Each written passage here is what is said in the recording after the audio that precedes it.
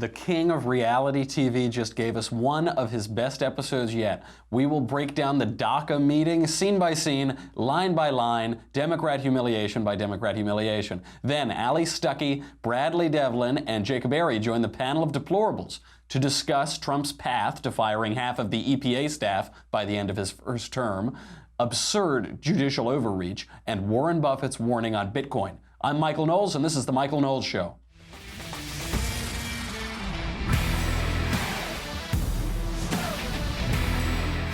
What an incredible meeting yesterday at the White House. So for those of you who didn't see it, Donald Trump invited up congressional leaders, Senate leaders, and House leaders from both parties, cameras on. He invited the press in the whole time, sitting around the table to talk about DACA and to talk about immigration. This is his signature issue, and this is a very contentious issue, and it has been a contentious issue for almost a century now. And Donald Trump invited everyone in to do this. Now, that does make him the most transparent administration in recent history. He's been very open with the press. He'll go on and speak to them at length without scripts.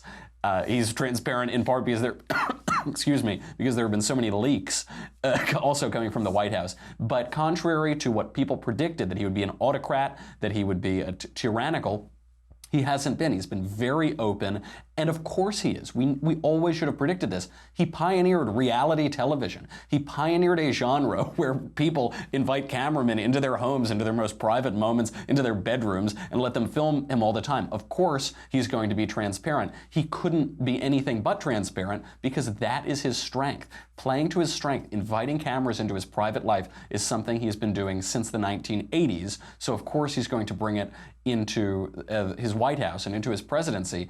And unfortunately for some of the politicians in our room who are not used to that kind of scrutiny and that kind of clarity and transparency, doesn't totally play well for them, and it really makes him look good. Now, this is not completely unprecedented. Barack Obama held one sort of similar meeting during his push for health care, for Obamacare, but he totally botched it. Here's Obama. Know that geography does not dictate what kind of health care they would receive. I thank you, Mr. President. Let me just make this point, John, because we're not campaigning anymore. The election's over.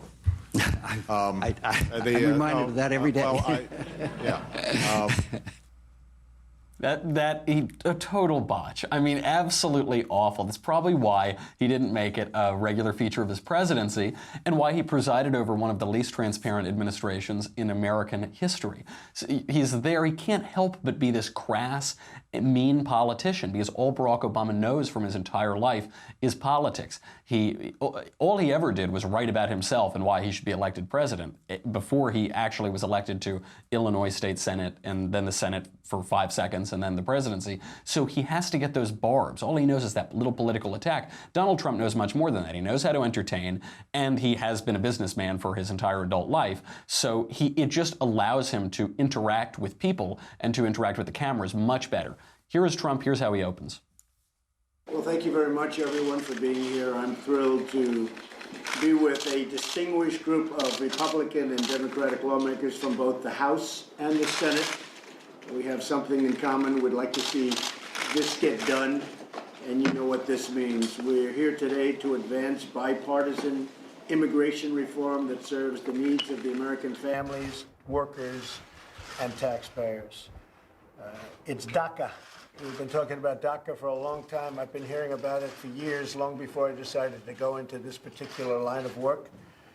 And maybe we can do something. We have a lot of good people in this room, a lot of people that have a great spirit for taking care of people we represent, we all represent. So you have Barack Obama in a similar sort of meeting, and he says, well, John, the campaign's over. Wah, wah, wah, I'm the president. Wah, wah, wah, and this is horrible, blah, blah, blah, right? And Donald Trump opens up in a completely different tone, the opposite tone. He says, we have a lot of good people here. This problem has preceded me. It's been around long before I was around as president. And so, we're going to take on this together. I didn't ask to take this. I didn't create the problem. But now I'm in this line of work. We're going to do it. So what are the priorities? The border security agents, the ICE agents, we have to give them the equipment they need. We have to close loopholes. And this really does include a very strong amount of different things for border security. I think everybody in the room would agree to that. I think that it's a question of amounts, but I think everyone agrees we have to have border security. I don't think there'd be anybody that says no. Everybody agrees, right? We totally agree on that. This is a verbal tick, particularly of New Yorkers, but it's really fun and transparent and effective. My stepbrother and I, in New York, we would do this to each other all the time. Say, hey, so I can have some of your whiskey? Yeah, oh, hey, I can have your cigar. What you do by saying, look, we all agree on this, we're really just debating about this, you're assuming the premise. You're making people assume a premise that they might otherwise not take. Donald Trump does this all the time, by the way. He blows past premises and gets you to negotiating on his own terms. So the most famous example is the central campaign promise, we're going to build the wall and Mexico will pay for it. That's the great example. Before Donald Trump, building a wall across the southern border of the United States was a very controversial position. Many people opposed it, even within the Republican Party. Donald Trump didn't say, I'm going to build a wall and that's my strong point. He said, of course we're going to build the wall. The question is just who's going to pay for it. And he's going to make a apparently ridiculous claim of who's going to pay for it. So the whole conversation became about who would pay for the wall. They just swallowed that they're going to build the wall whole cloth. Now, what else will be in the final agreement? I'm not sure I can speak for everybody, but a lot of the people in this room want to see chain migration ended. And we have a recent case along the West Side Highway having to do with chain migration, where a man ran over, killed 8 people, and many people injured badly, loss of arms, loss of legs. A horrible thing happened. And then you look at the chain and all the people that came in because of him. Terrible situation. And the other is cancel the lottery program. They call it visa lottery. I just call it lottery, where countries come in and they put names in a hopper. They're not giving you their best names. Common sense means they're not giving you their best names. They're giving you people that they don't want. And then we take them out of the lottery. And where they do it by hand, where they put the hand in a bowl, what's in their hand are the worst of the worst. Notice the graphic, vivid language. He opens up, so he's been so nice, we have a lot of great people in the room, and then he opens up and immediately ties the issue of the border wall and the Dreamer DACA people, these people who were brought into the United States before they were fully grown adults. He ties it to a terrorist attack in New York, a radical Muslim terrorist attack that happened just last year. And he's talking about body parts flying away. I mean, really gross stuff, but things that create a very vivid picture in your mind. He then moves on to the lottery, and he says, some people call it the visa lottery, I call it the lottery. And by the way, there's no difference here, right? He's not actually making any categorical distinction or substantive difference between the two. He just knows that the language visa lottery, your eyes glaze over. What's a visa exactly? I know it has to do with immigration and travel, but for most Americans, they just, okay, I guess. But he says it's the lottery, like when you go buy a lottery ticket. And so he's got this image of your hand reaching into the bowl, and yes, Juan Lopez Gonzalez, he's going to come in now, and reaching into the bowl, because that is absurd. And the lottery system, as it currently stands, is absurd. And he's drawing that comparison. All of these images are floating around in your mind. So that's how he frames the discussion. Then he turns the cameras on the people in the room. We also, as you know, it was passed in 2006, essentially similar thing, a fence, a very substantial fence was passed, but unfortunately, I don't know, they never got it done, but they need it. That's the beginning of that line. Politicians are all talk. Donald Trump is a man of action. All talk, no action politicians, and then Donald Trump. But he points out, he says, you already voted for this. You already voted for this. And a lot of Democrats already voted for that. He starts calling them out because he says, look, this isn't me just being crazy and you're all dealing with me being crazy. What you have done is what I am now executing. You talked a lot about it. Now we're going to make it happen. That's why we brought you here. And as a matter of fact, speaking of that, isn't it a little curious who's sitting right next to him? Dick, perhaps you'd like to say a few words? Well, thanks, Mr. President, for inviting us. We're all honored to be part of this conversation. September the 5th, you challenged us. You challenged Congress. You said we're going to end DACA, now replace it. As of today, we've not done that. Dick Durbin is sitting right next to him.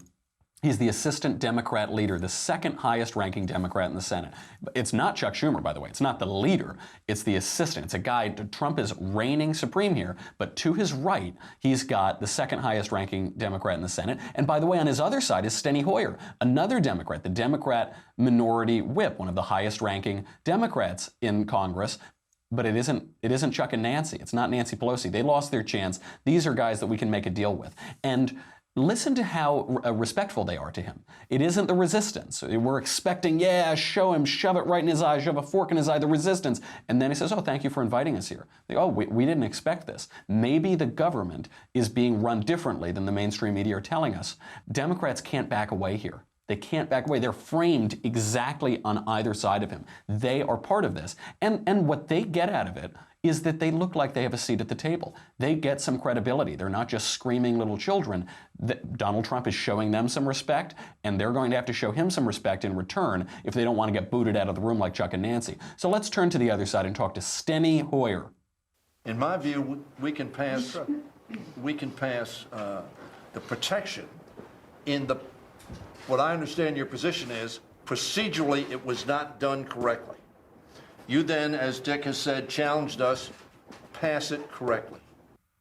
That's incredible. You now have the Democrat House whip basically admitting that Barack Obama violated the law. He's saying this wasn't done correctly. Barack Obama didn't do this correctly, now we have to do it correctly. I wonder if this was scripted, if these points, these talking points were agreed upon by these three men ahead of time.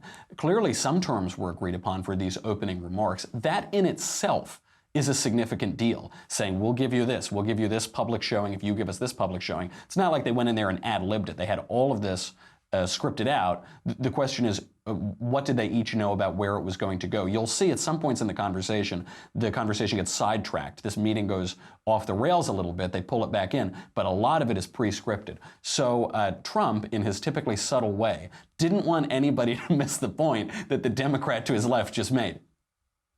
I agree with him on that issue. And interestingly, when you say that, President Obama, when he signed the executive order, actually said he doesn't have the right to do this. And so you do have to go through Congress, and you do have to make it permanent. Just in case you missed that. We wouldn't want you to miss that. We don't want anybody to miss what he just said. But now notice how reasonable Donald Trump sounds as he's making that point, as he's saying Barack Obama's a dirty criminal liar. You notice how reasonable. That Michael Wolff book, that tabloid trash, has alleged that Donald Trump is a screaming baby. He's all emotion. He's all reactive, totally impulsive. He can barely form a sentence. We're not seeing that here. Not only is he calm, he's conducting this discussion like an adult, like he's the adult in the room. He's even being conciliatory. We also know, by the way, little sidebar, we know that the claim about Trump being impulsive, reckless, emotional, we know that isn't true because of Steve Bannon, because of how Donald Trump treated Steve Bannon. Bannon was making a lot of shaky comments, negative comments, leaking things to Donald Trump since the moment he was fired, even before he was fired. But Donald Trump held his fire. He said, okay, we're not going to play around just yet. It was only after Bannon lost Alabama, incredibly, a Herculean task and achievement for a Republican to lose Alabama. So he's at his lowest point professionally, and he calls Trump and his family traitors. Then he drops the hammer. But all of this President Bannon, Trump doesn't know anything, he's just a vessel for my movement, he let that slide. He played very nicely while Bannon was still relatively loyal, and then he pounced. But that was planned out. That wasn't just emotional one night he got angry and tweeted at Bannon. So that you can have one or the other, but you can't have both criticisms simultaneously of Donald Trump. Okay, Mr. Conciliator, let's get some people on the record, okay? This room would agree to that also, but we'll do it in steps. And most people agree with that, I think, Dick. We'll do it in steps. Even you said, let's do this, and then we go phase two. Kevin, what would you like to say? He's like a parent mediating between children. We've been told that he's the child. Dealing with him is like dealing with the child, but that's not what we're saying. I say, look, this is, and as you said, as you have already said, we need to do this, and we're going to have to negotiate and do this. But he's the one there right in the middle. He's even mediating between people within their own parties. So now that the stage is set, let's start talking about the legislative solution itself. Well, I think a good starting point would be Bob Goodlatte, who has done a bill, and I understand you're ready to submit it, and you're going to take that and you'll submit, and they'll negotiate in Congress or the House, and then it goes to the Senate. They'll negotiate, both Republican and Democrat, but it could be a good way of starting. Now, if anyone has an idea different from that, but I think starting in the House might be good. You're ready? I think you're ready to go. I would like to add the words merit into any bill that's submitted, because I think we should have merit-based immigration like they have in Canada, like they have in Australia. So we have people coming in that have a great track record as opposed to what we're doing now, to be honest with you. Oh, I don't know. That seems like a good solution. Hey, guys, just off the top of my head, I'm just spitballing here. How about we start with the Republican plan for immigration and DACA? How about we do that? Obviously, we're going to start with Goodlatte's bill. But and what Trump does is he immediately appears to break with it. So he's sort of playing that, oh, I don't know, just came to my top of my head. But, you know, by the way, before we do it, we're going to have to add merit. All of these conversations have already happened. This is totally performed for the cameras. It's the performance of reality for the cameras. Gee, who would be good at performing reality on television? Then his name escapes me. Of course, so nobody's going to disagree with that. But did you catch his other line? He says, does anybody else have a bill to start with? Does anybody else?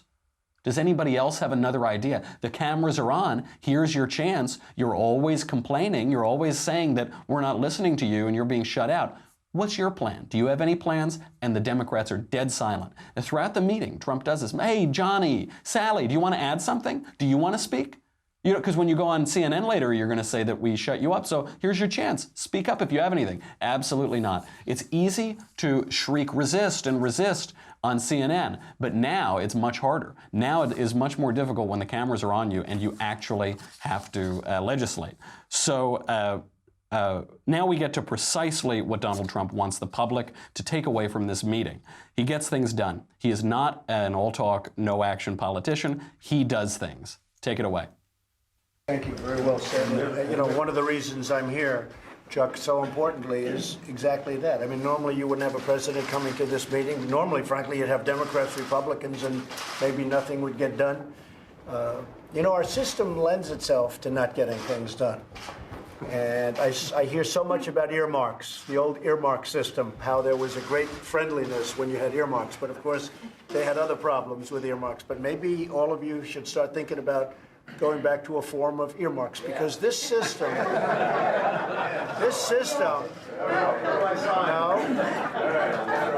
well, you should do it. And I'm there with you, because this system really lends itself to not getting along. It lends itself to hostility and anger, and they hate the Republicans and they hate the Democrats. And, you know, in the old days of earmarks, you can say what you want about certain presidents and others, where they all talk about they went out to dinner at night and they all got along and they passed bills. That was an earmark system. And maybe we should think about it, and we have to put better controls because it got a little bit out of hand, but maybe that brings people together. I love it. I think Donald Trump is the first president in history to publicly campaign on earmarks, that we need more earmarks. The reason this sounds a little strange, an earmark is pork barrel spending is what they call it, right? And it says, well, if you come over on this piece of legislation for me, and I'll vote for the post office in your district, and then we can both benefit and get reelected, right? John McCain turned the Republican and conservative opinion against this when he ran for president. He turned a lot of Republicans against earmarks because, for one precise reason, because John McCain is a big government, spend a lot of money Republican. He's a liberal Republican. So he knew that if he was going to run against spending, he couldn't run against the actual drivers of the debt and deficit, which are Medicare, Medicaid, Social Security, big entitlement programs, big federal programs. He couldn't run against military spending. John McCain is one of the biggest hawks in the United States Senate. So he had to run against the only other little spending, which is pork barrel spending. The irony is, though, that pork barrel spending, those earmarks, really didn't constitute even a blip on the federal budget. That was a little slush here and there to make votes easier, but all of the drivers are those federal programs that John McCain supports. So it was a big distraction. It distracted Republicans for a couple election cycles, but we shouldn't be distracted by that. The earmarks are nothing compared to the big challenges, which are federal regulation, massive federal program spending, and then entitlement spending, which actually drives our deficits. So Trump negotiates negotiation itself. This is pretty masterful.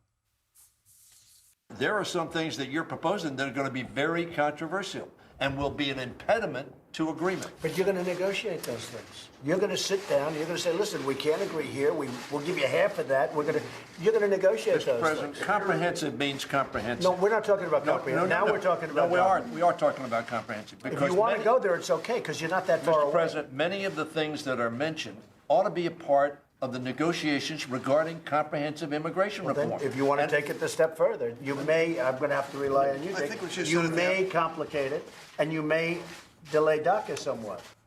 So if you just missed that, he pits the Democrat congressional leaders against one another with the entire American public watching and the entire press corps filming the whole thing. So he says, oh, you want comprehensive immigration reform? Is that where this conversation is going? Sure, we all want that. But that may delay DACA.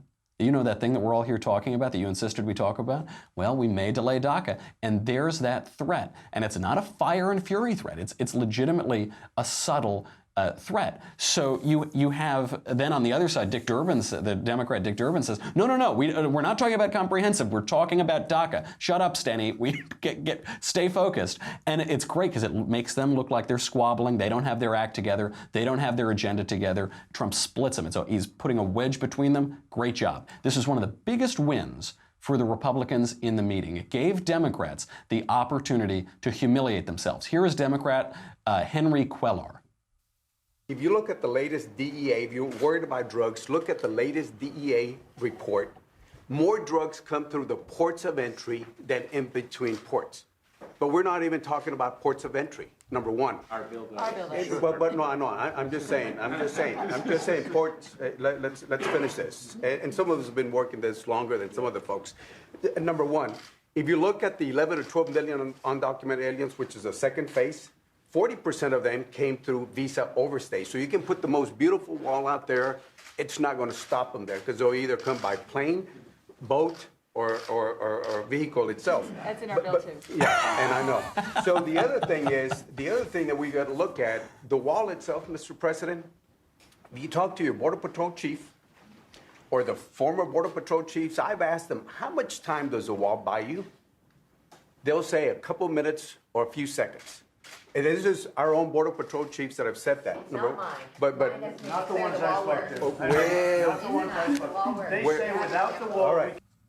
Smackdown, smackdown, smackdown. He brings up a point, nope, not true. Brings up another point, nope, sorry, also not true. And he has to say, because he's a politician, so he can't say, oh, well, I didn't know that. He says, oh, yeah, I know. He said, no, you didn't know. You just contradicted the point. You just said something that is demonstrably false, and then you were contradicted. That's not even all of the stupid platitudes and talking points that this guy dropped. Cuellar said, we're playing defense on the 1 yard line with border security. Look how Mexico stopped immigration on their southern border. Trump points out they didn't stop immigration on their border. We stopped immigration on their border because overall illegal immigration has dropped since Donald Trump was elected president. So obviously the people no one's immigrating to Mexico because Mexico is a nice place. Mexico is a terrible country and it's not enjoyable to live in. People are going through Mexico to get to the United States, which is Mecca, right? It's just this heavenly, lovely place that everybody in the hemisphere wants to go to. So Trump points that out. And this is a rare interjection for him. He's been letting them just smack each other around the whole meeting. George W. Bush, a great man, but not great at this. He never answered their stupid talking points. You know, Donald Trump invites them all to come in front of the cameras, and then he smacks them down himself, and he allows them to hit each other. A few major takeaways here. One, Trump has a grasp of issues. Contrary to popular media reporting, he has a grasp of the issues. At one point, when Kevin Brady and Dianne Feinstein start fighting, McCarthy sums up what they want, and Trump adds another, ending the lottery system. It makes Democrats put up or shut up. It involves them in the government. So much for the resistance, right? They're flanking him left and right. He appears at least as impressive and actually more impressive than all of those people. I say more impressive only because they seem stiff. A lot of the people in that room, like Cuellar, Henry Cuellar is a good example, or Steny Hoyer or Dick Durbin, they're off balance. They're fighting. They go a little off balance, and we can see that. The mainstream media cannot convincingly lie about what we see with our own eyes. Most important takeaway, as the mainstream media breathlessly reports the admitted lies in that tabloid book, the meeting makes Trump look less scary to the American people. Barack Obama did this. It was one of his great achievements in the 1990s with his first memoir. He released this memoir, Dreams from My Father, during that explosion of memoirs by not famous people. There was this Fever Pitch, the Diving Bell and the Butterfly, The Kiss. There were all these memoirs in the 1990s of just regular people. And Barack Obama released it. And he said, yeah, I did coke and I ate dogs in Indonesia and I did this and that and this and that. My father was a bigamist and everything. But a real masterstroke by the end of that book, you're not afraid of Barack Obama. He isn't scary. So he did that in memoir form in the 1990s during that explosion. Donald Trump does it with reality television. He brings in his strength, his preferred medium, reality TV, and it makes him less scary by the end of that meeting. Okay, let's bring on our panel. But before we get to the panel, let's talk about looking good on camera. So one way, if you want to look good on camera, I'll tell you, you need a good shave. You need to, you got to pamper yourself a little bit, clean your hair, wash your face, and shave. Now, Dollar Shave Club is an amazing opportunity. Their razors are excellent. And now when you go to stores, they'll have like the 75 blade razor that costs $1 gazillion, and they just keep adding all these blades to make it seem like a better shave. That's really all they can add in the product. So a Dollar Shave Club is like the perfect razor. And it's really good, especially when you use it with Dr. Carver's Shave Butter. So I am not going to give up my membership. And there are even more Dollar Shave Club products that you can add to your routine. So these guys started out as this great thing. You just get shavers in the mail, razors in the mail. You don't need to think about it. I never run out to the store. I'm using old blades. In the old days, old blades from 3 years ago. Don't do that. Just don't think about it. You'll get them in the mail. They're on time. But now Dollar Shave Club has a lot more products. So they have products for your hair, face, skin, shower. They have everything you need. I do not go to drugstores or pharmacies, and just get it mailed to you. It's much, much easier. It's the 21st century, folks. Take advantage of our technology. So they only use the finest premium ingredients and they deliver it to you just like they do their razors. No more trying annoying trips to the store, going up and down the aisles. Is it on aisle 7? Is it on aisle 12? You have to stand in line for 3 hours at my local drugstore. I won't say the name of it. So I use Dollar Shave Club for all of those things. Razors, body cleanser, hair gel. They even have a new product. I don't even know if I can say this on the air. It's a little personal. Bathroom things are a little personal, but sometimes, in Europe they use bidets to clean themselves after they use the facilities. Dollar Shave Club makes that even easier. It's much more American. Gets delivered to you. It's worth it. Let's be clean, everybody. It's really good. Mails right to your door. So they have you covered head to toe. And now's a great time to give Dollar Shave Club a try. You can get your first month of their best razor, along with travel-size versions of shave butter, body cleanser, and yes, even that little cleanser for your derriere for just $5. So just do it. I mean, it's practically free. Go there right now. After that, the replacement cartridges ship for just a few bucks a month. It will save you time. It will save you money. It is a no-brainer. And that first order is practically free. It is the Daily Shave Club Dollar Shave Club starter set. Get yours for just $5 exclusively at dollarshaveclub.com/COVFEFE. Covfefe. dollarshaveclub.com/Covfefe. What is that, Marshall? dollarshaveclub/Covfefe. dollarshaveclub.com/Covfefe. Why do we keep him around? You're gonna have to pay $10 for that, Marshall. Everyone else is just $5. Okay, let's bring on the panel. We have got today Bradley Devlin, Jacob Airey, and most exciting of all, Allie Stuckey. Everybody, thank you for being here. Allie, congratulations, by the way. I know that you now have a show on CRTV. Yes, I do. I'm very excited. I'm excited for you to show me the podcast ropes. That's what I'll need. I don't know anything about it. Some people ask me for advice on how to publish a book. I don't know anything about books. I wrote a book without any words. This one, I guess, this has some more words. Really just take a lot of Covfefe and it will help you in your podcasting skills. What's the show going to look like? Perfect. Well, I'm not exactly sure yet. So it'll be partly videos. I'll be doing 2 shorter videos a week, and then every 2.5 weeks there will be a longer form video, and it'll be a variety of different things, and then it'll be a weekly podcast. So I'm not up to the level that you are of a daily podcast. It'll be a weekly podcast.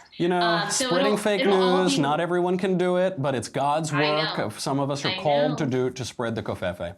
Right, and I am not, I suppose. But it'll all launch by the end of the month. So I'm very excited about it. That is good. This actually might get me to subscribe to CRTV. I use Crowder's mug as an ashtray when I smoke cigars, so I wasn't going to do it for that, obviously. But now that you're there, I'm much more compelled to do it. I might make it worth and roaming. And roaming, that's right. Roaming Millennials getting a show too. All right, well, both of you together, I guess that's a pretty good argument to do it, despite Nake Jared and Crowder being over there too. Okay, well, listen, I know that you all on Facebook and YouTube want to hear from the panel. We have to talk about this stupid judge in the middle of San Francisco ruling against DACA and preventing Donald Trump from executing his office because we've elected him to do that. There are a lot of other things. We're going to talk about Bitcoin in a little bit. We're also going to talk about Donald Trump just burning the government to the ground and firing all these useless bureaucrats. But you don't get that unless you subscribe to dailywire.com. If you subscribe, what do you get? Well, you get me. You get the Andrew Klavan Show. You get the Ben Shapiro Show. All of that is well and good. But forget about it. What you really need is this. Because that meeting, that DACA meeting that we all just walked through and analyzed, we're going to get that wall, folks. And when that wall goes up, it's actually going to make the floods of leftist tears even worse because there's going to be nowhere for the tears to go. They can't go down and flood Mexico and Central and South America. They're going to be stuck here, and you are going to want to protect yourself and protect your family with the Leftist Tears Tumbler. So go to dailywire.com right now. We'll be right back.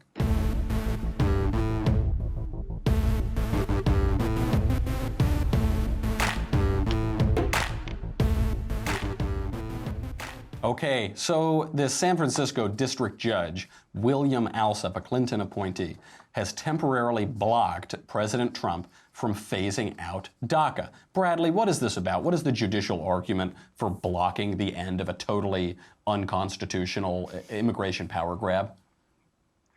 Well, first, thanks for having me on, Michael. I have had a great time on winter break watching all this conservative policy go through. It's been a great turn of events from Twitter trolling to actual policy. It's fantastic. No, you don't need one or the other. You know, I think they both go very well together. We can have both. We've been getting both. It's been great seeing Bannon implode. Anyway, the legalities behind the injunction to end the DACA rescinding from the Trump administration. If you actually read, I was reading some of the excerpts from his 49-page ruling. This argument looks exactly like the argument a conservative judge would make when Obama was pushing through DACA using prosecutorial discretion back in 2012. Mm-hmm. And so it says that Alsup said in the injunction, plaintiffs have shown that they are likely to succeed on the merits of their claim that rescission was arbitrary and capricious. That's interesting. The Obama administration awfully arbitrary and capricious when deciding that they weren't going to uphold the rule of law and give amnesty to all these DACA recipients who can now work, have papers, and receive welfare. That was practically the Obama campaign slogan. Obama 2012, arbitrary and capricious. Right. The judge went on to say that the injunction was appropriate because our country has a strong interest in the uniform application of immigration law and policy. Oh my gosh, are you kidding? This is insane. Okay, you cannot say that you want to have the uniform application of immigration law and policy, because if that was the case, you'd be on the Ann Coulter train and say deport all of them, it doesn't matter. Right, the law is clear. The law is clear, folks. Well, this brings up a problem, really, because the law contradicts all of these regulations that came out of the executive. So I do see a certain argument saying, well, we made this promise, we made this executive regulation, and even though that itself contradicts law, violating that would pose other legal problems. Jacob, is this a problem with the judiciary or with the regulatory state? Both. It's a problem that the executive branch was basically, Congress gave this power to President Obama, even when the Republicans were in charge. Right. Obama would say, I'm going to write out an executive order, and the Republicans just went, okay. But then on the flip side, when Trump actually says, hey, I'm going to give this power back to Congress, a judge can say, no, you can't give that power back to Congress. What universe are we living in?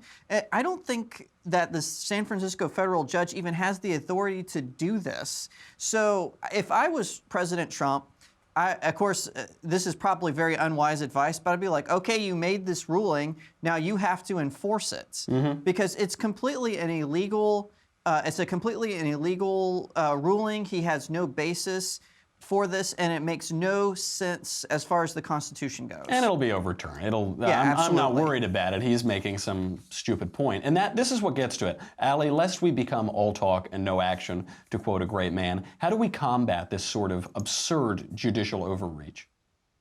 Well, it is absolutely absurd. And I think Senator Cornyn actually said it best. He said it's absolutely ridiculous to think that Obama can create something that President Trump can't uncreate.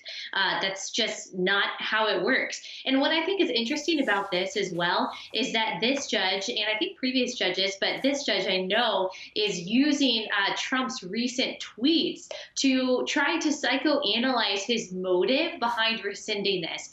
So Trump tweeted not too long ago that he basically wants the dreamers to stay, that all of these well-accomplished dreamers that have contributed so much to society, are we really going to deport them? Which was kind of amazing when he tweeted that, but he did. And so this judge is basically saying, look, the president really wants them to stay. The only reason he's trying to rescind this is for the illegality. And it is not what this judge is trying to say, is that it is not the executive branch's role to say whether something is illegal or not. It is the Supreme Court's role, which I think is completely hypocritical, because if this judge was so concerned with legality, illegality, something being constitutional, he would have raised similar concerns when Obama was passing this in the first place. Yeah. Precisely. Exactly what Bradley was saying. And I think that's funny, and that's a trend that we see kind of across the board. And I just realized that I'm not really answering your question. I'm just talking a lot. Oh, that's okay. But I'm just gazing longingly. Point is that an interesting trend that we're seeing with all these judges that are pushing back on Trump's attempt at immigration reform is that they all of the sudden care about constitutionality. They all of a sudden care about legality and following the rule of law. They all of a sudden have all of these concerns about keeping our democratic system in line, when they never had those concerns when they agreed with the policies that Obama was unilaterally pushing through completely unconstitutionally. So I think that point alone just shows that this is a completely partisan move that, like you said, I think will be overturned. Well, absolutely, and there are two lines of attack here as well. So obviously, one is nominating originalists to the court, and textualists to the court, people who believe that words have meaning, Constitution has a meaning, and the words of laws have meanings that we cannot just interpret willy-nilly however we'd like. That's one track. The other is to reduce the size of the regulatory state so that we defer less to them on the execution of their own policies, so that the courts defer less to them over democratically enacted laws. And that takes me into the next news story. The Washington Examiner yesterday reported that Donald Trump's EPA is on track to cut 47% of the EPA staff by the end of his first term. That's just through retirement. That's just through attrition, losing people regularly. We're talking about losing 7,000 or 8,000 people at the EPA. Even Ronald Reagan, the greatest American president of his century, at least, did not reduce the size of the government. Allie, will Trump reduce the size and scope of the federal government, finally? Yeah, I think so. And Scott Pruitt was saying that the reason for this, like you said, it's through retirement and through just shrinking the agency in general. The reason for this is because they want to go back to the basics when it comes to these regulations and protecting the environment. I mean, I think that there is a very careful balance of trying to protect the environment through common sense regulations, perhaps, and not standing in the way of job creation. And we know that that's a top priority of this president and the administration. And this agency hasn't been as small as it's supposed to be. I think it's around 14,000 since Ronald Reagan was president, which is pretty incredible, especially for all of the people that keep on saying that Trump's a Democrat, Trump's not a conservative. I was one of those people. But if you look at his track record, especially with diminishing the scope of the government, I mean, he's one of the most, if not the most, conservative presidents that we've had in decades. Right, absolutely right. And I was surprised, too. I fell for that. Donald Trump is a lifelong New Yorker. He won't really cut the government. Right. But we're seeing unbelievable cuts. And this does lead to a question, Jacob. Why have past Republican presidents not reduced the size of the government? honestly think it's because of laziness outside of... Don't you call Ronald Reagan lazy? How dare you? Well, Ronald Reagan, actually, he had a Democrat Congress, and so in that case, it was the Congress being combative. But I honestly think that's what it is. I mean, we saw certainly when President George W. Bush was in power, he had a Republican Congress for a while, and he didn't shrink the EPA. And I really think that that's what it is. You get distracted, and of course, you know, with President Bush, we had the war in Iraq and the war in Afghanistan, and which grew the government to some extent. So I honestly think it's not some sort of malicious thing, but I just think, oh, well, shrinking the EPA, will that really affect my numbers? Probably not, so I'm just going to let it be. And there is a question. I mean, you don't exactly need Congress to fire people within your own branch of the government, but Right. there is these guys are feds. I once got to talk to Antonin Scalia, and we asked about states' rights. He said, states' rights are dead. They've been dead since the 17th Amendment and the direct election of senators. What, are you going to look to me to protect states' rights? I'm a fed. I work for the federal government. And there is an aspect of a president coming into office and saying, you know, it is sure helpful if I've got all of these big agencies there so that I can wield my own power for perfectly good policy, let's say. But it's much harder to say we're just going to cut people. We're going to fire, we're going to not replace people after they retire. And at least for this first year, for these first 12 months, we have seen historic cuts in the federal government, and we can only hope that they continue. Let's move on, finally, in our last minutes, let's move on to something that is unrelated, I suppose, to Donald Trump, but I've resisted running this story. I know a lot of conservatives and Republicans, they've gotten very into cryptocurrencies. They've gotten into Bitcoin. People invested 35 cents in Bitcoin 10 years ago, and they're now gazillionaires. They're now richer than Warren Buffett. But Warren Buffett, the Oracle of Omaha, is now saying that cryptocurrencies are headed for trouble, that it won't end well. The Bitcoin surge is now much, much larger than even the tulip bubble in Holland. I've been referring to them as digital beanie babies. Bradley, you're a youth, you're a young kid.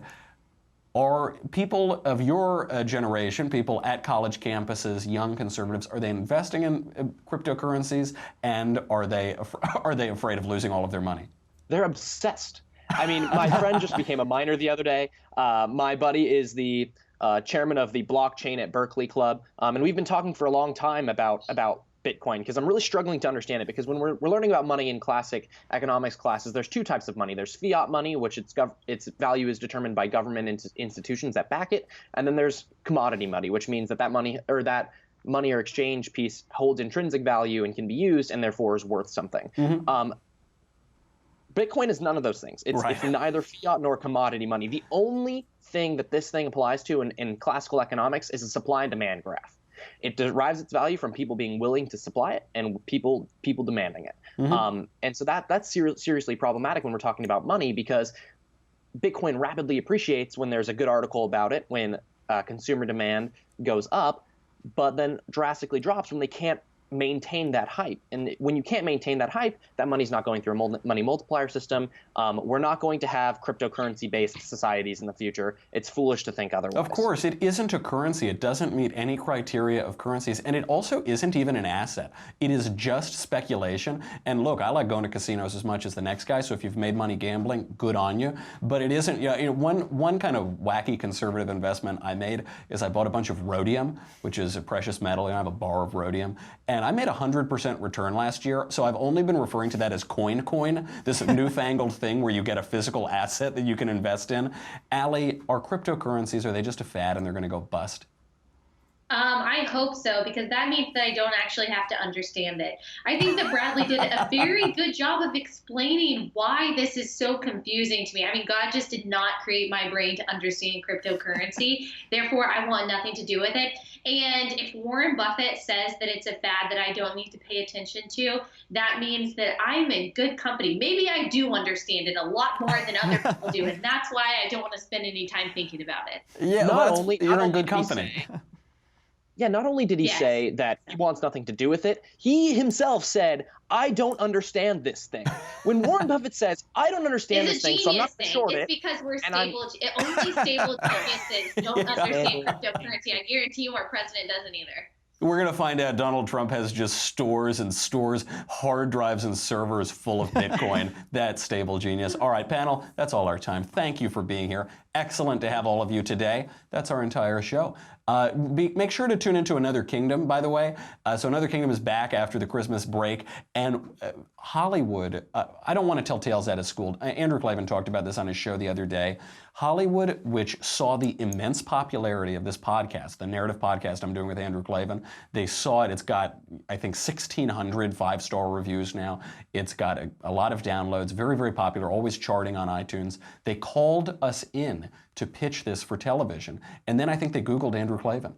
And then they were all cold meetings. We found out one of the production companies now is part of the resistance or something like that. It is really crazy. So please shove it down their throats. Please send Another Kingdom to your friends. Write a review, tweet it, post it, get it out there, subscribe. Because the bigger that this project has gotten, the more Hollywood wants to put its finger in its ears and say, la, la, la, la, la, we won't have any conservative art here. No, la, la, la. Look at my lapel pin and my black clothing. La, la, la. So please help us shove it down their throats. We really appreciate that. Get your mailbag questions in for Thursday. I'm Michael Knowles. This is The Michael Knowles Show. See you tomorrow.